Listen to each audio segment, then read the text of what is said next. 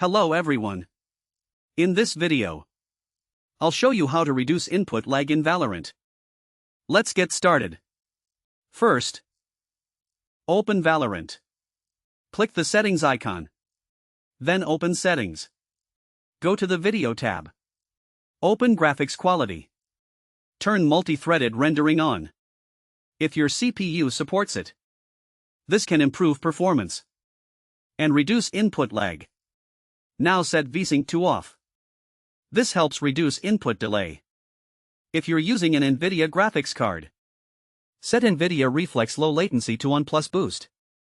If you're using an AMD graphics card, you won't see this option. After making these changes, restart Valorant. Then test the game.